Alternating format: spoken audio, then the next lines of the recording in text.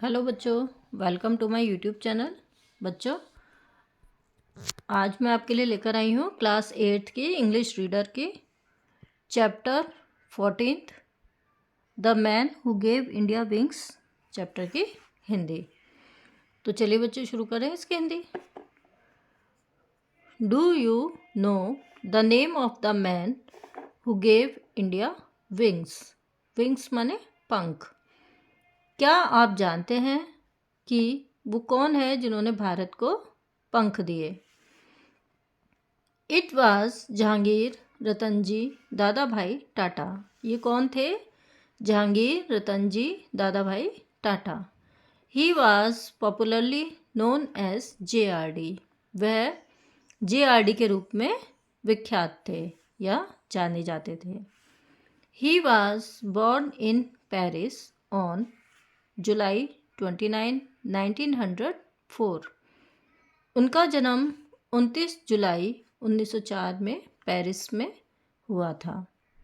His father Ratanji दादा भाई Tata was Parsi and mother Suzanne Briere was French.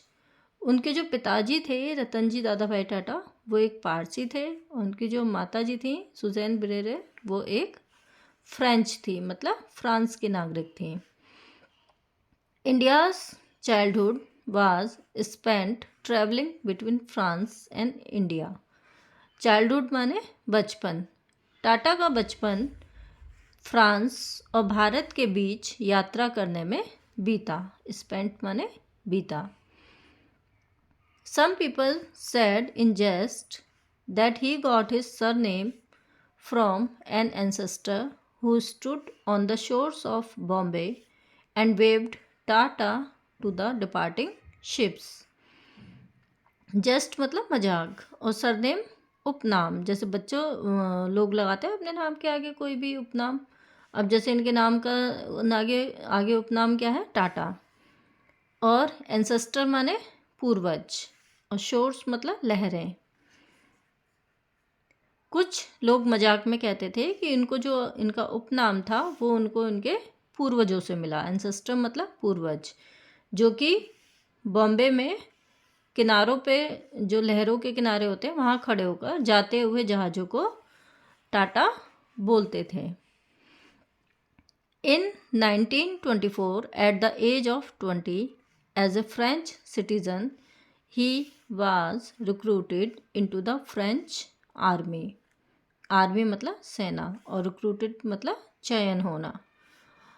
1924 में जब ये 20 साल के थे तो एक फ्रांसीसी नागरिक के रूप में, क्योंकि इनकी माताजी कहाँ की थी? फ्रांस की, उनका जो चयन था वो फ्रांसीसी सेना में हो गया। A year later he was sent to England to prepare for admission in Cambridge university.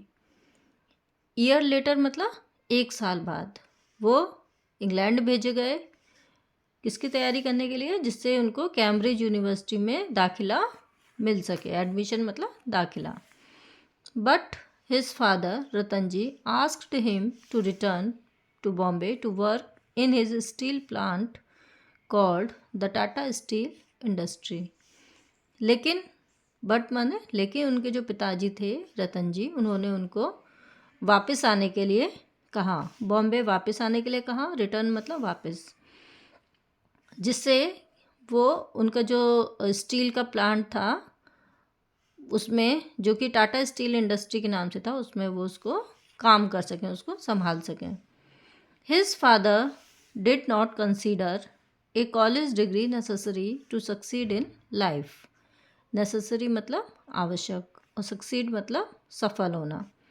उनके जो पिताजी थे उनका ऐसा मानना था कि उनका ये मानना नहीं था कि जीवन में सफल होने के लिए कॉलेज की डिग्री होना आवश्यक है।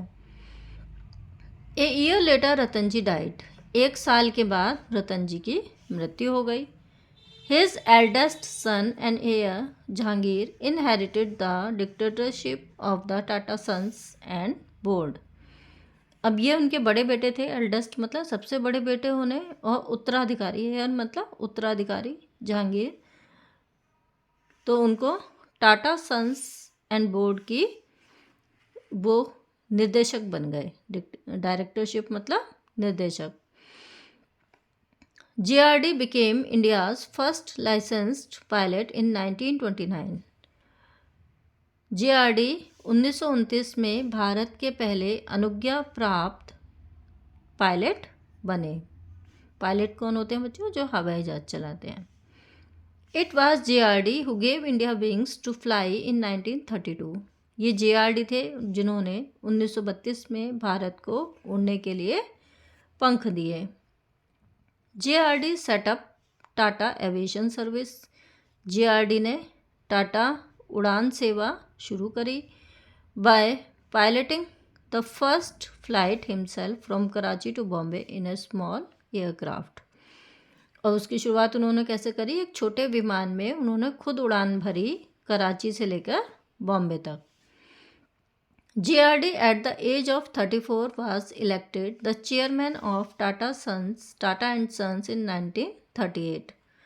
1938 में जब वो 34 साल के थे तो उनको टाटा एंड सन्स कंपनी का चेयरमैन बनाया गया, making him the youngest head of the largest industrial group in India, जो कि भारत में सबसे बड़े औद्योगिक क्षेत्र समूह के और सबसे छोटी उम्र के वो प्रमुख बने।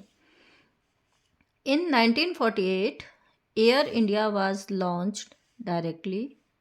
launched jointly by JRD and the Indian government. 1948 में एयर इंडिया की स्थापना की गई, वो JRD और भारत सरकार के सम्मिलित प्रयासों से। In 1953 JRD was made the chairperson of air India. 1953 में JRD को एयर इंडिया का चेयरमैन बनाया गया। For the next 25 years he worked tirelessly to make air India successful. Successful माने सफल, और टायरलेसली मतलब बिना थके। अगले 25 सालों तक उन्होंने बिना थके काम किया जिससे कि एयर इंडिया सफल हो सके। JRD excelled not only as an aviator. JRD ने ना केवल एक विमान चालक के रूप में अच्छा कार्य किया बल्कि but also as a philanthropist, educationist, sportsman, poet and sculptor. Sculptor माने मूर्तिकार, और philanthropist मानवतावादी, एजुकेशनिस्ट शिक्षाविद। ना तो वो सिर्फ उड़ान में ही नहीं बल्कि एक अच्छे मानवतावादी थे, शिक्षाविद, जो खेल खेलते हैं खिलाड़ी, कवि और मूर्तिकार भी थे। He received the highest civilian award. Highest मतलब सबसे ऊंचा, सिविलियन मतलब नागरिक, अवार्ड मतलब सम्मान। उनको सबसे ऊंचा नागरिक सम्मान भी मिला, the Bharat Ratna, in 1992 from the Indian government, जो किसने दिया? भारत सरकार ने 1992 में। JRD's last major public statement was an appeal to Indians to maintain peace. JRD की सबसे बड़ी जो पब्लिक उद्घोषणा थी वो ये थी कि उन्होंने भारतीयों से शांति बनाए रखने की अपील की थी। He breathed his last on November 29, 1993. उन्होंने 29 नवंबर 1993 में आखिरी सांस ली। Do you know JRD Tata was, क्या आप जानते हैं कि JRD Tata not only the director of the Tata company but also a great human being. वो खाली टाटा कंपनी के निदेशक ही नहीं बल्कि एक महान नागरिक भी थे, मतलब इंसान भी थे। ह्यूमन बीइंग माने इंसान। He made sure that 75% of the company's profit was spent on looking after the workers and those in need. Need मतलब आवश्यकता, प्रॉफिट मतलब लाभ, और लुकिंग आफ्टर देखभाल। उन्होंने ये पक्का किया, इस बात का ध्यान रखा कि कंपनी का जो भी लाभ हो उसका 75% 75% उनके जो वर्कर्स हैं, जो उनकी कंपनी में काम करते हैं उनकी देखभाल पर और उनकी ज़रूरतों पर खर्च हो।